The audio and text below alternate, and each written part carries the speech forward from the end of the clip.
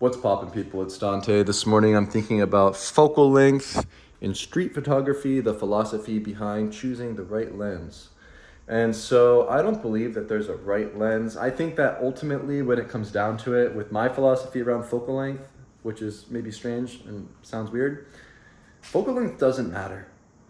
For me, what mattered most in my journey is sticking to one focal length and running with it and practicing with it every single day. And the focal length that I've used for 90% of my photographs over the years has been a 35 millimeter lens.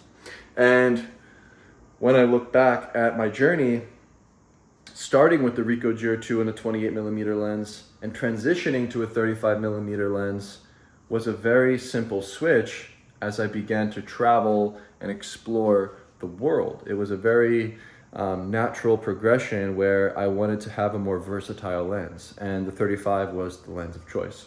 And so for about a 5-year stint, a 5-year period, I stuck to this one focal length. And it wasn't until around 2021 that I decided to buy a 28 millimeter lens and experiment more. And I think that was probably not a good idea. I think at the end of the day, it would be a better idea for me to have never used the 28 millimeter, although I still have made some work that I've appreciated with the 28. Like this was with the 28 in a playground scene, and it's really chaotic, so it worked. But there is something to be said about sticking to one focal length. And I'm going to show you just some of the images I have here on this, in this little like test book thing, and discuss focal length and my ideas behind it. So this photograph was made with a 28 millimeter focal length, and it's a very dynamic situation at a basketball scene, and there's lots of things going on, but I was still able to make a photograph that's dynamic, but also, you know, visually engaging with the foreground and the middle ground and the background, which is a bit more my style and something that I appreciate in a photograph. With the 28 millimeter lens, I'm still able to work in a way that gives me the result I'm looking for when it comes to composition. And I think when I look at the world, I see the world in a multifaceted way. I don't see the world in a way that's just, you know, one moment, let me photograph head on, center. You know, I like photographing in a way that gives me more play. You know, like this child playing on the tree, I photographed the cropping of the legs, and then the gesture of the girl gives this joyous, emotional feel to the photograph. And getting close to the scene and breaking the frame up allows this kind of dynamic in the frame. And by using a 28 millimeter lens, I was able to get closer and closer to life, and it forced me to be out there on the front lines of life and to get close to subjects. And I think what happens with the 28 millimeter that's very different than the 35, it's nuanced, but there is a difference, are the edges of the frame. As you can see, some of the street on the right-hand side, and on the left-hand side, we have some of the information from the fence over there in the backyard. And when we transition to this frame using a 35, it's still very similar, but there's a nuanced difference in the way that the photograph feels, where there's a little bit more compression to the image. We can break the frame up a lot more cleanly with the line here, breaking up the frame with that table. We have the subject on the left looking back at me. And I find that when you have a foreground element, like a subject like this with the face in the foreground, it makes the photograph a little bit more dynamic. And there's elements like the tire in the background, the red color, and the gesture of the girl that makes things a little bit more interesting. And I think that the way in which I frame a composition lends itself better to shooting with the 35 because I have this more nuanced way of seeing the world. Where the 28 millimeter, I have to pay way more attention to the edges and get a lot closer. You know, with the 28 millimeter, I needed to make sure my camera was right up against this man on the car window and then paying attention to the corner of the frame where I have a shadow. And these kind of dynamics become a lot more tricky and nuanced to work with when it comes to a 28. With a 28 millimeter lens, though, you can have the subject and the proximity to the subject be the thing that elevates the photograph. You know, the closeness of the 28 and the dynamics that are a result of being closer and closer to a situation, to a scene. It really does heighten the sort of tension in a picture. You know, there's something about a 28 where I can maybe experiment more and play more and have a more dynamic and loose feeling composition, like this scene here at the sidewalk.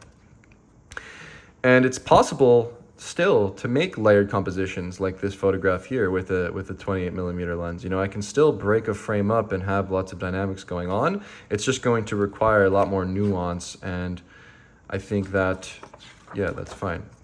You know, the 28 millimeter photographing from across the street, you know, may seem like it would be, you know, a little bit more challenging because of the way in which a 28 millimeter lens is situated, where you need to get closer and, you know, it's wider, but it can still work. You know, it can still work. I think there's something about the versatility of the 28 and the 35 that really shine, you know, where either focal length will work. It's just a matter of how you see and perceive the world and what you're going for visually. And so I try to layer compositions with the foreground, middle ground, background, and look for these decisive moments and things that elevate the frame.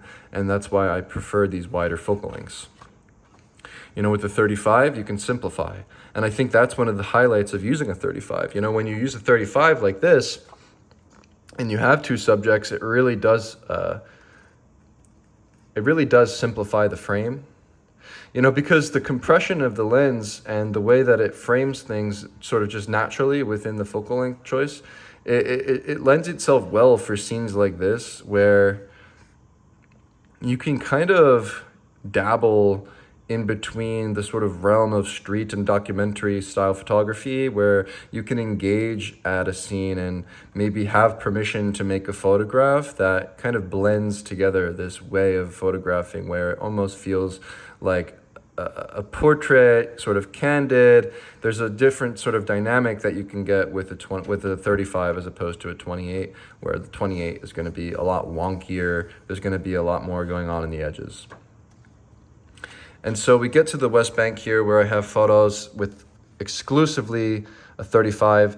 And it was during my time in Baltimore that I was using the Ricoh GR, and I went to New York City and I went to B&H, and I actually showed the worker at B&H my photographs. You know, I showed him these photographs, and I told him I'm a street photographer and I'm going to start traveling and I want to make pictures in other countries. What camera and what lens should I upgrade to from my Ricoh GR camera? And they recommended that I pick up a Fujifilm X Pro 2 and the 23 millimeter lens. And I didn't even ask any questions. I just bought the camera and lens and I just rolled with it. I didn't even think too much about it at the time. But I remained disciplined for a 5-year period of only using this focal length. And I think because I remained disciplined with the focal length choice, I made some of my best work. And the great thing about using the 35 is you can simplify the frame, you know, where I can have a single subject like this and a decisive moment where I can really elevate the moment itself and focus on a single subject. I can also get close to subjects and have the background and the foreground mesh together in a dynamic way, where I can have a big foreground element like this masked man and a big background element like that smoke rising from the background and the fire, and really break the frame up in a cohesive and concise way. The greatest thing about using the 35 millimeter lens is the fact that you can use layering in your compositions much more fluidly, where I had to respond to this scene very quickly and make this composition with intuition, where the car broke down and I stepped out of the vehicle and was looking at the scene and wondering how I could compose something to make something visually interesting. And if I were to simply have gotten close over here and made a photograph without a foreground element, I think the image would have fallen flat. But because I decided to frame the composition using this car in the foreground, I now have 3 layers to the composition, from the foreground, middle ground, and the beautiful background of the sky. And so there's something to be said about the 35 and its ability to layer a composition compared to an 18 or the 28 millimeter. You know, in situations like this where I use frames within a frame, breaking the frame up in a very simplified approach. If you have 2 subjects, you can photograph like this, where you put a foreground element and a background element, and you can have the photograph sort of speak for itself, right? Where a 28 maybe relies more on the photographer's presence at a scene. I think the 35 is the closest thing to maybe not having any obvious photographic remnants. I don't know if that even is like a thing to say. Like it just feels very natural, is what I'm trying to say. It just feels like a natural image, where you can make photos in dynamic situations and get close. You can photograph indoors and more quiet moments. You can photograph in a close proximity with a 35. I think maybe that's overlooked. I think people think that they need a 28 to make a photograph like this. They maybe think that they need something wide, but you can get a lot of elements in a frame like this with a 35. And all right, so we looked at some pictures. These were made with the 35. The ones in Baltimore were made with the 28. Why does this matter? Why I'm even talking about it? So yesterday I was meeting with a photographer. We just ran into each other, whatever, on the street. Gallo, shout out to Gallo. And he was shooting with a 50 millimeter lens, and he's been shooting for a year, and he wants to transition and pick up a new focal length.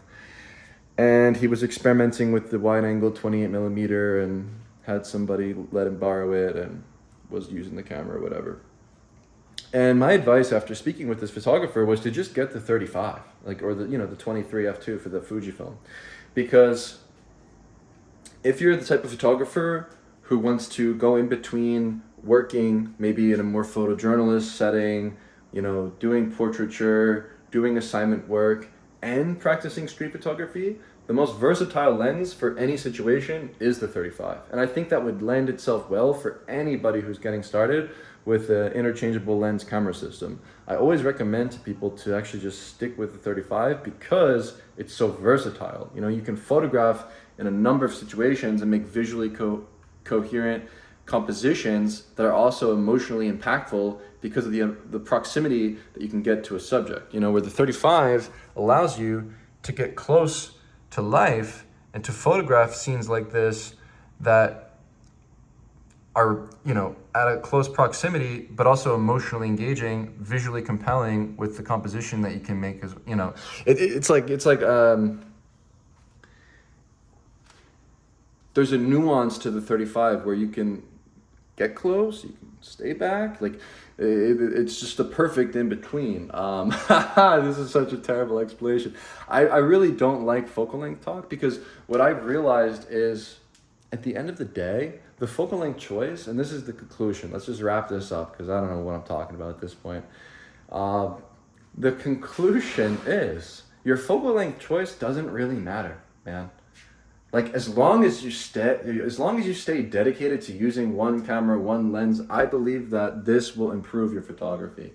I think the problem is when you dabble back and forth between focal lengths, because then you start to get mixed up with how you respond to life. And I think ultimately that's what happens when you become in tune with the focal length is you become super responsive with your intuition. When I'm practicing street photography in Philadelphia here and I'm walking on a sidewalk and I have people walking towards me on a sidewalk, the only thing that I think about is the relationship between my physical body, my camera, and the moment I press the shutter in relationship with the subject in front of me, right?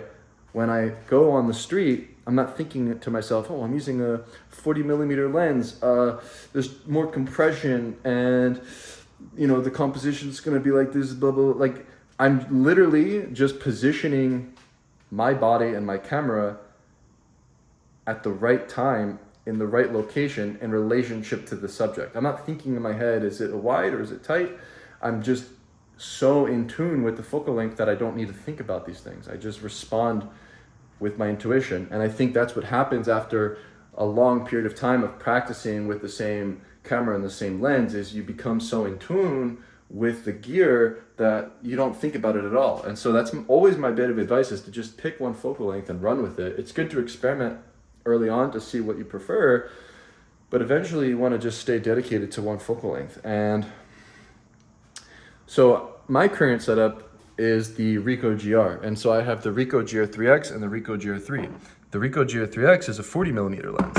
The Ricoh GR3 is a 28 millimeter lens. And the great thing, and the thing I love about these cameras is it forces you to use one focal length because it's glued to the camera. And I used the 28 millimeter for about 1.5 years, almost 2 years.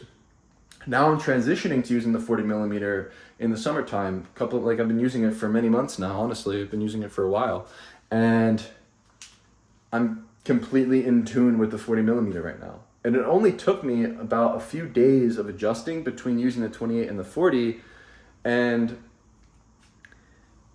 the only difference between the two that I can tell you is how many, do I have to be one step closer or one step back to when I press the shutter? Like, that's like the only real consideration that I can think of that comes to mind.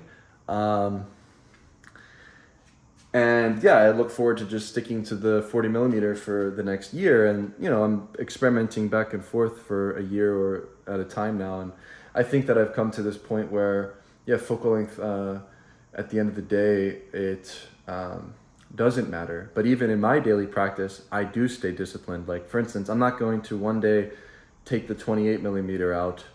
I'm not going to take the 28 millimeter out tomorrow or today, and then the next day go and pick out my 40. I'm just not, because I know that it's an adjustment period that you have to make. And after the years of photographing, I realized that staying tried and true to one focal length for an extended period of time is going to do wonders. And for anyone that's just getting started, I would run with the same focal length for a few years, because it takes a lot of time to get the photographs that you're looking for. It takes a lot of time to find your voice, to find your style. It takes a lot of time and dedication and practice going out there daily with the same camera, with the same lens, to become in tune with this gear to the point where it is second nature. And then all you do think about is the relationship between you and the subject, where I'm not looking through my camera lens making compositions. I'm looking with my two eyes, I'm moving my 2 feet, and I'm pressing a button.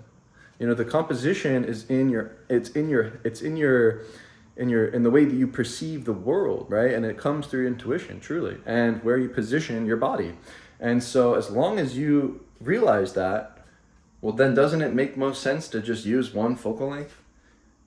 Otherwise, your intuition isn't going to be working as properly. And that's what I think. That's my thought. That's enough talk about stupid cameras and shit. I don't know anything about this kind of stuff. So if it doesn't work for you, if the thoughts I have don't resonate, that's cool too. But just sharing whatever comes to mind. Peace. Let me plug my iPhone in. Look at this. It's an iPhone charger. Plug it in. Dude. Look at my mouse. My mouse is vertical. Check it out. It's a vertical mouse. Ergonomics are critical.